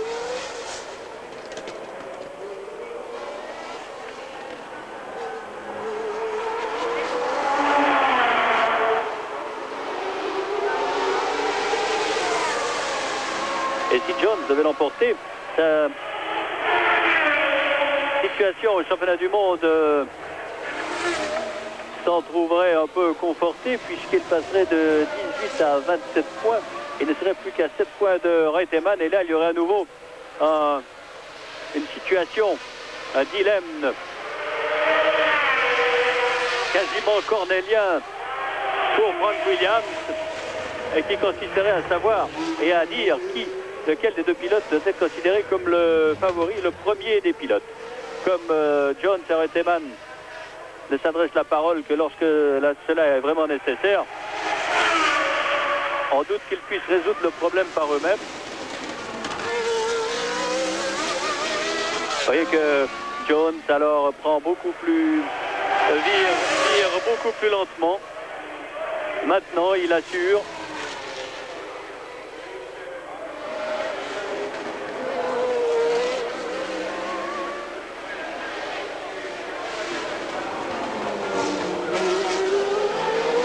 Alan Jones qui dispute aujourd'hui son 87e Grand Prix.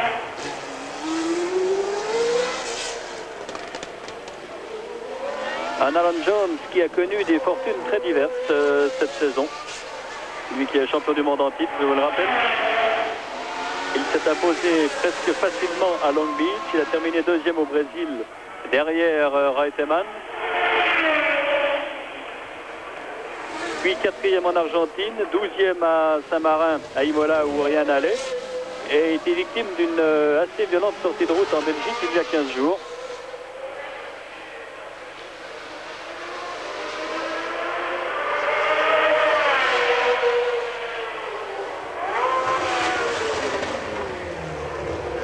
Ici il reste 15 tours maintenant à parcourir.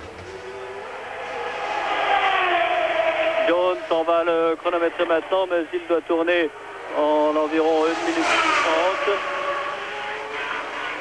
31 secondes de retard pour Villeneuve. Et Laffite est à 40 secondes, c'est-à-dire que Laffite revient sur Villeneuve. Et que tout n'est peut-être pas dit à ce niveau-là. On va prendre les écarts. Villeneuve va se présenter bientôt devant nous. Le voilà qui négocie la chicane du gazomètre. Tandis que Jones, lui, arrive déjà à l'ancienne gare. 31 secondes et 32 centièmes de retard pour Villeneuve.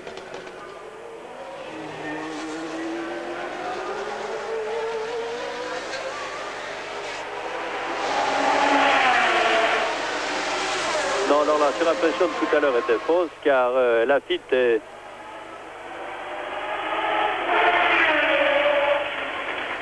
toujours à environ la Tambay qui a été doublé par les leaders. Mais on ne peut s'empêcher de penser que Piquet n'a pas de chance.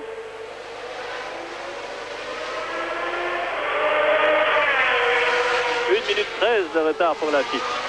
En fait, on peut s'empêcher de penser que Piquet n'a pas de chance, gêné par Jones il y a 15 jours.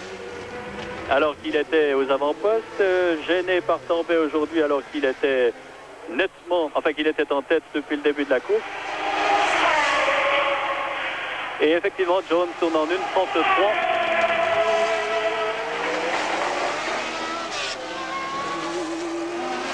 Je ne pense pas que les 2 heures fatidiques seront atteintes. 2 heures fatidiques, car vous savez que 2 heures après son départ, un Grand Prix est automatiquement arrêté, quelle que soit la distance parcourue.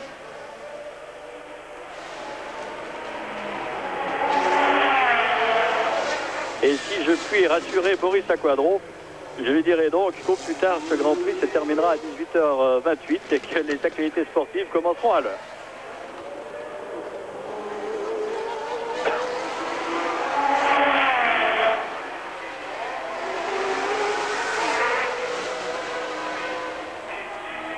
Alors, la suite du classement. Tambay, Piquet est maintenant classé 8e, mais il est clair qu'il ne figurera pas au classement. De ce Grand Prix de Monaco, Pau en rebondissement. Peut-être aurons-nous encore tout à l'heure quelques échos des réactions d'humeur que ne doit pas manquer d'avoir Nelson Piquet.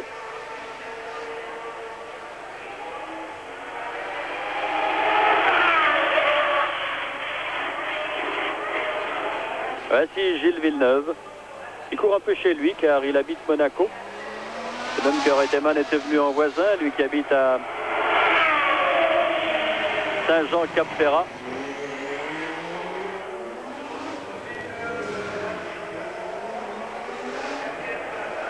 Et je vois là-bas à la hauteur de la ligne d'arrivée un tout l'autre Graffenried, penseur, Francis.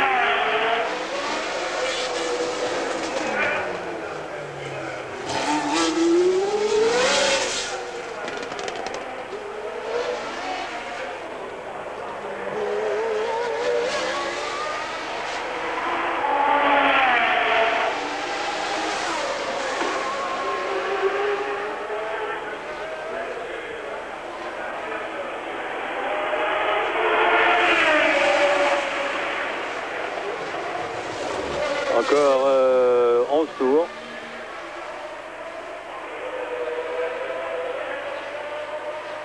pour Alan Jones qui ne prend plus aucun risque. Et Dieu sait s'il a raison.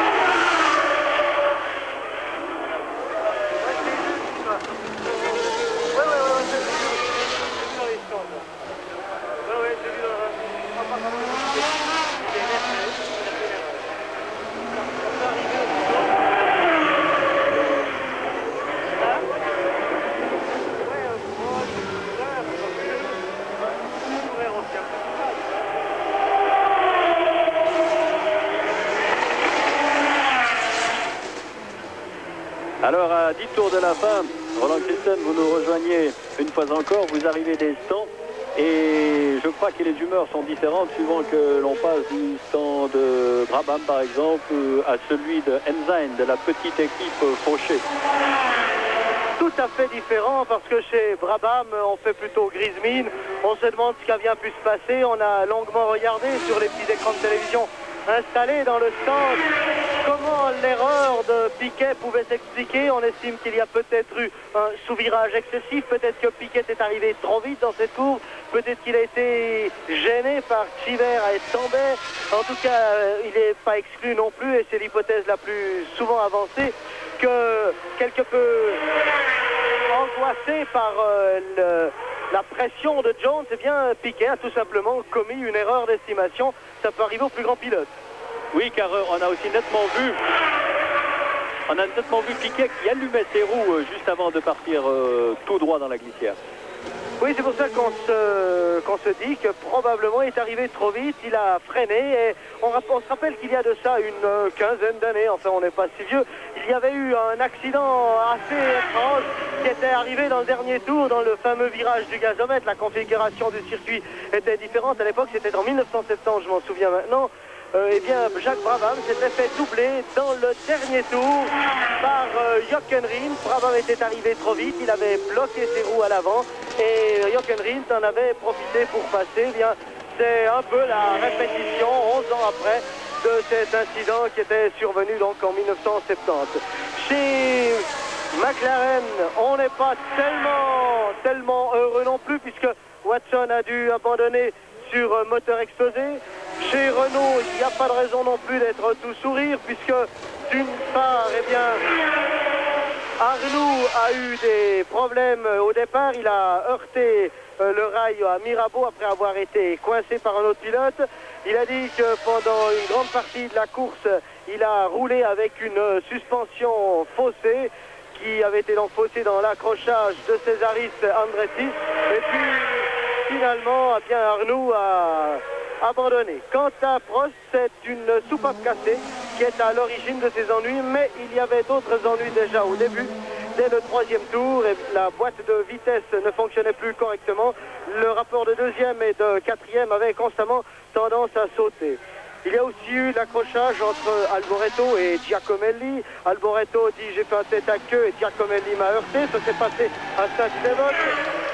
Version un peu différente de Giacomelli qui dit il a voulu reprendre la piste. Je ne l'ai pas vu. Alors Jones s'était arrêté, je viens de le voir repartir maintenant et du coup Villeneuve est tout près. Alors il est dans le même tour, mais bien sûr il l'était déjà avant, mais on va prendre les écarts et Villeneuve est maintenant tout près dans la roue de Jones. Il y a une fin de course qui s'annonce palpitante. Enfin, j'en conclurai encore par ce qu'on dit chez Ensign. Là, alors, on est vraiment tous sourire. On est vraiment heureux, puisque pour le moment, Marc Sourer est 6e. Cela lui assurerait un point dans le championnat du monde des conducteurs s'il parvient à conserver cette place. Et du même coup, eh bien, ça redonnerait un peu de vigueur aux actions de Ensign qui sont en baisse et où les caisses, il faut le répéter, sont vides. Oui, merci Roland Christen, on va chiffrer cet écart, mais cet écart est maintenant minime. Enfin minime, il a fondu, il était de 32 secondes tout à l'heure entre Jones et Villeneuve. Ceci à la suite de l'arrêt extrêmement rapide de Jones qui peut-être, selon toute vraisemblance, a dû changer ses roues, faire changer ses pneumatiques. C'est un peu la durée que l'on peut supposer. On entend le public qui manifeste sa joie en voyant Villeneuve revenir si près de Jones. Mais Villeneuve est très spectaculaire à contre-cœur là aussi, car voilà Jones qui passe devant moi maintenant. L'écart est annoncé à 7 secondes et 6 millièmes. J'ai maintenant 6 secondes 41 à mon chronomètre. Et un autre écart nous intéresse, c'est celui qui sépare Cheever de Sourer.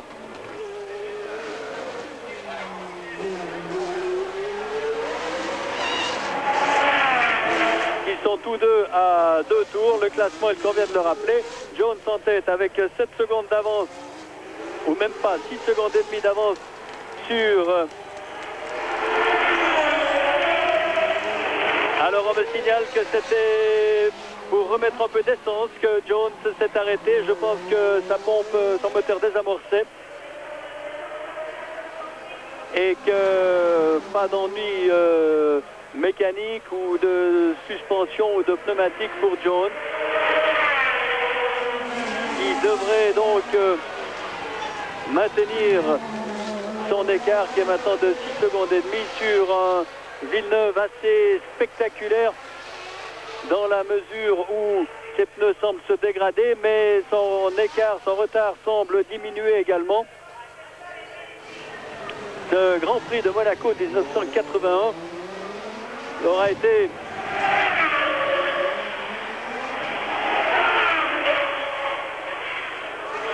d'une excellente cuvée. 5 secondes et 11 centièmes à mon chrono, 5 secondes et 9 centièmes à celui de Roland Kristen. On est donc pas très loin. Et on constate surtout que Villeneuve a repris 1 seconde et demie à Jones en un tour, c'est-à-dire à 6 tours, 7 tours de l'arrivée maintenant. On nous signale même l'écart à 4 secondes 987. Villeneuve... Ah oui, au tour précédent, Jones entrait dans le virage du portier quand Villeneuve sortait de celui de Mirabeau. Alors Villeneuve tente le forcing. Le Canadien va-t-il créer la dernière surprise de ce Grand Prix de Monaco, dont on rappellera qu'il a débuté avec 1 heure de retard à la suite d'une explosion dans les cuisines de l'hôtel surplombe le tunnel, et que c'est bien entendu pour permettre aux ambulances et aux pompiers de venir apporter les secours nécessaires que le départ de ce Grand Prix a été retardé d'1 heure. Alors nouveau pointage au prochain passage. Jones est dans les roues de Cheever maintenant.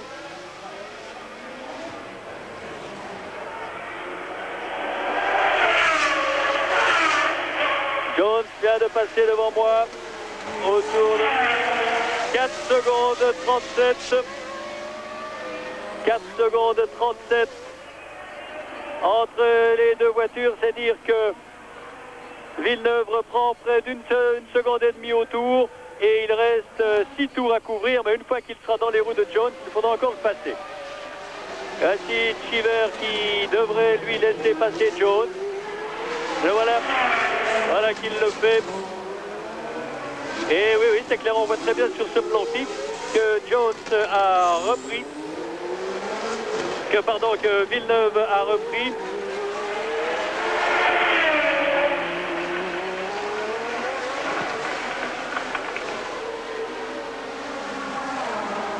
Villeneuve, toujours extrêmement généreux.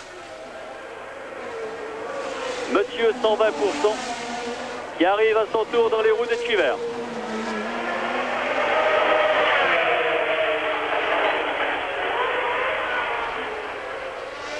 Alors Cheever va le laisser passer, je pense, au freinage de la Rascasse.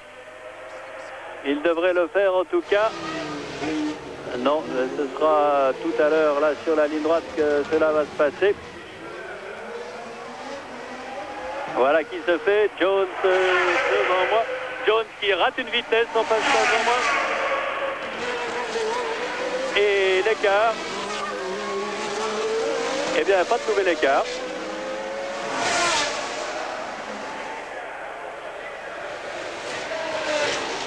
Mais Villeneuve, je crois qu'il n'est plus nécessaire de prendre des écarts. Il y a moins de 2 secondes maintenant. Et Villeneuve arrive dans les roues de Jones. Alors dans le camp Ferrari et dans le camp Williams, ce doit être vraiment, comme pour le public et pour les téléspectateurs, un moment très intense que ce retour de Villeneuve à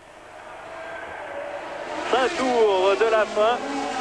Villeneuve dans les roues de Jones au bureau de tabac, ou presque, disons qu'il y a tout de même 40 mètres. La clameur est immense, le public en entier a pris fait et cause pour Villeneuve, mais attention à Gilles de ne pas trop mordre les bordures, de ne pas dépasser son 120% parce que ça deviendrait vraiment trop risqué. Et voilà, Gilles Villeneuve prend la tête. Superbe Gilles Villeneuve qui prend la tête de ce Grand Prix de Monaco. Ce Grand Prix absolument fabuleux. Alors la clameur va être immense ici. Et le nouveau leader est le Canadien Gilles Villeneuve. Et je crois que si un pilote mérite de gagner le Grand Prix de Monaco ce week-end, c'est Gilles Villeneuve. Depuis jeudi, il a à lui seul justifié le déplacement de tous ceux qui sont venus à Monaco.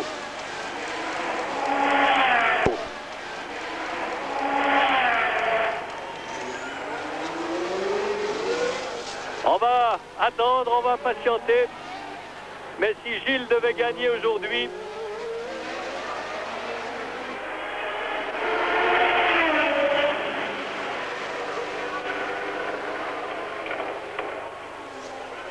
ce serait une récompense fantastique des efforts fournis par le Canadien. Et il faut dire aussi, peut-être entendez-vous la clameur, que la victoire d'un moteur turbo à Monaco, ce serait vraiment la consécration suprême des turbos et la première victoire d'un moteur turbo pour Ferrari à sa 6e participation. Ce serait la preuve que la technologie de Ferrari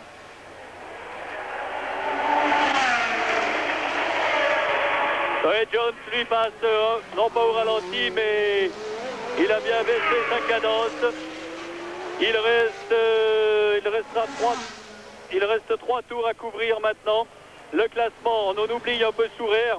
Le classement Villeneuve devant Jones, 3e Lafitte, 4e Pironi. C'est le triomphe de Ferrari et de son moteur turbo.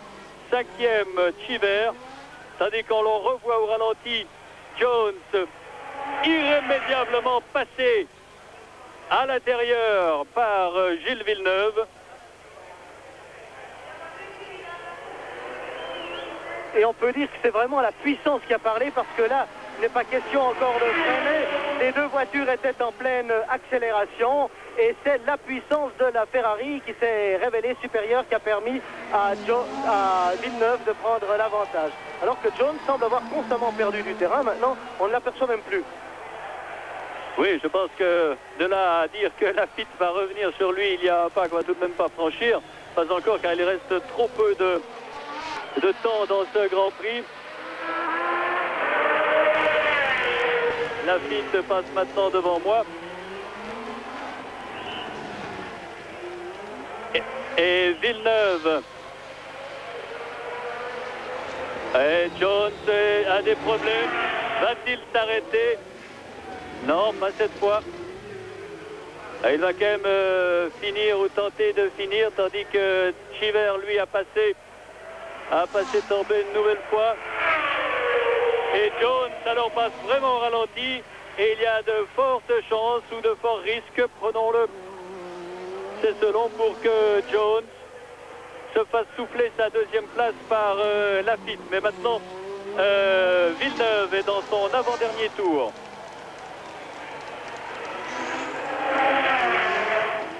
Villeneuve peut assurer. Il est sans doute renseigné à son stand, par son stand, de la situation. De toute façon, il ne voit plus Lafitte dans son il ne voit plus Jones dans son rétroviseur.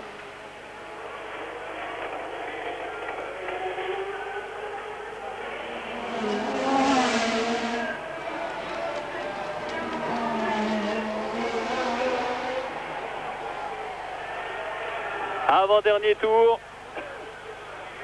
Je vois le directeur de course qui va signifier à Gilles Villeneuve qu'il lui reste un tour à parcourir lorsqu'il passera devant la ligne. Il passera la ligne. Villeneuve qui dispute aujourd'hui son 54e Grand Prix et qui jusque-là en a remporté 4. La dernière fois c'était à Watkins Glen en 1979 au Grand Prix des États-Unis, côte Est. Pour Gilles Villeneuve, comme pour le moteur Ferrari Turbo, la consécration aujourd'hui. Villeneuve dans son dernier tour. Et un retour de Gilles qui va sans aucun doute se voir, je pense, décerner le prix de la combativité qui avait été donné à Mansell au Grand Prix de Belgique. Dernier tour pour Gilles Villeneuve.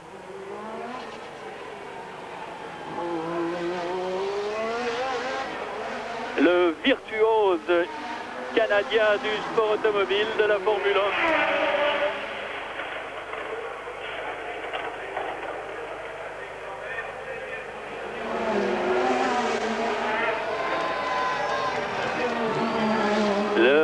Pour la dernière fois, le contournement de la piscine pour Gilles Villeneuve.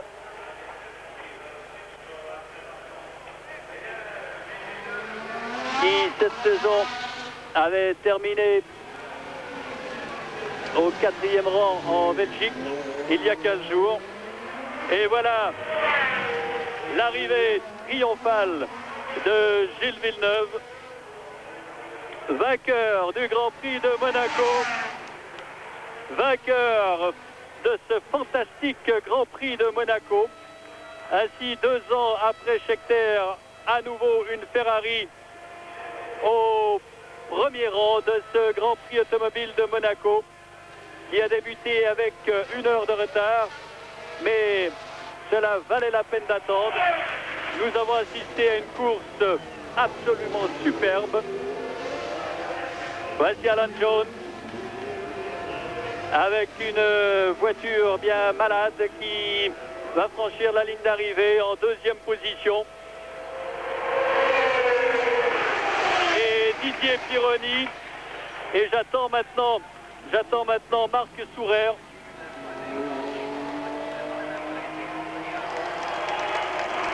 Voilà, superbe Marc Sourer, 6e.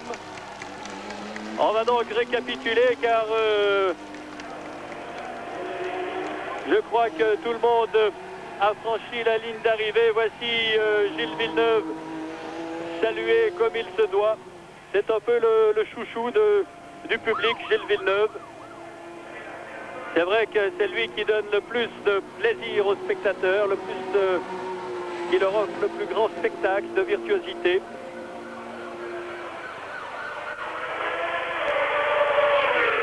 Et voici Lafitte, dernier à franchir la ligne en 3e position.